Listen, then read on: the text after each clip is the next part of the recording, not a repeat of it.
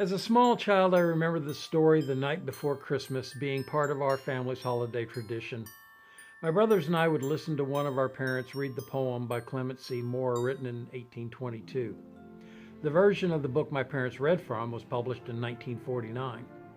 I remember as they turned each page, we studied the illustrations with great anticipation.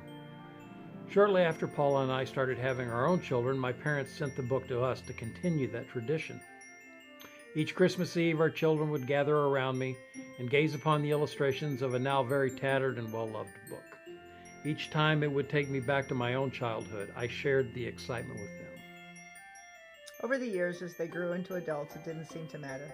That bit of child still existed in them and us. Sometimes Mike would recite the story to our children over the phone from far away. Once our daughter Megan was in Antarctica for Christmas, where communication was unpredictable. Undeterred, I found a Christmas card that allowed one to record a message. Mike recited the night before Christmas on the card, and we got it to her before Christmas. This Christmas will be just Paula and I here at EagleSong.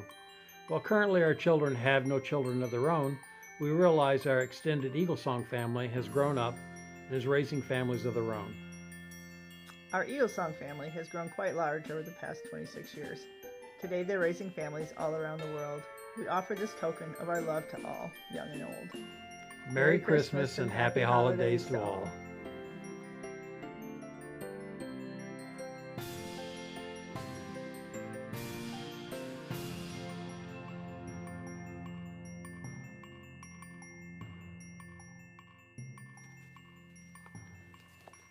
The Night Before Christmas by Clement C. Moore.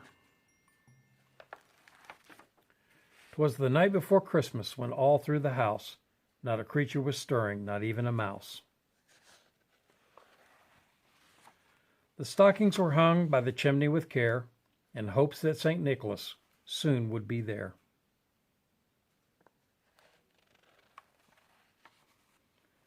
The children were nestled all snug in their beds, while visions of sugar plums danced in their heads. And Mama in her kerchief and I in my cap had just settled down for a long winter's nap.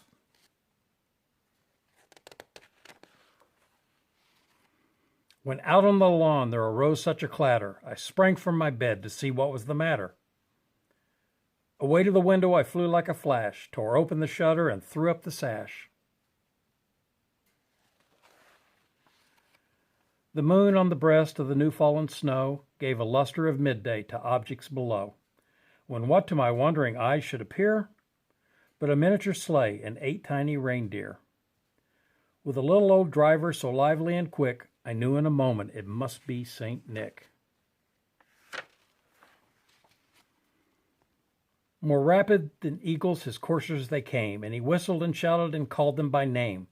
Now Dasher, now Dancer, now Prancer and Vixen, on Comet, on Cupid, on Donner and Blitzen, to the top of the porch, to the top of the wall.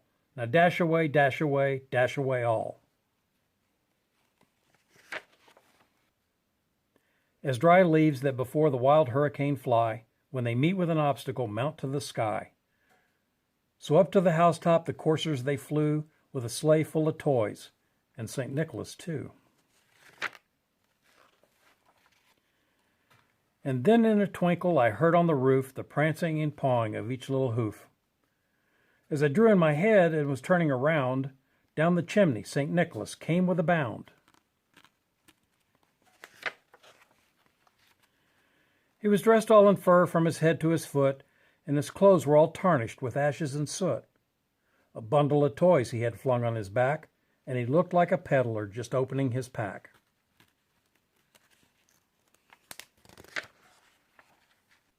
His eyes, how they twinkled, his dimples, how merry. His cheeks were like roses, his nose like a cherry. His droll little mouth was drawn up like a bow, and the beard on his chin was as white as the snow. The stump of a pipe he held tight in his teeth, and the smoke, it encircled his head like a wreath. He had a broad face and a little round belly that shook when he laughed like a bowl full of jelly. He was chubby and plump, a right jolly old elf, and I laughed when I saw him in spite of myself.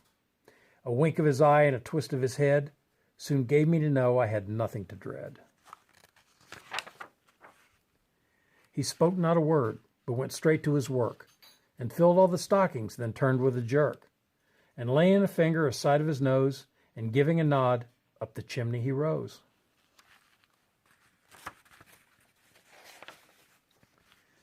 He sprang to his sleigh, to his team gave a whistle, and away they all flew like the down on a thistle. But I heard him exclaim as he drove out of sight, "Happy Christmas to all, and to all a good night."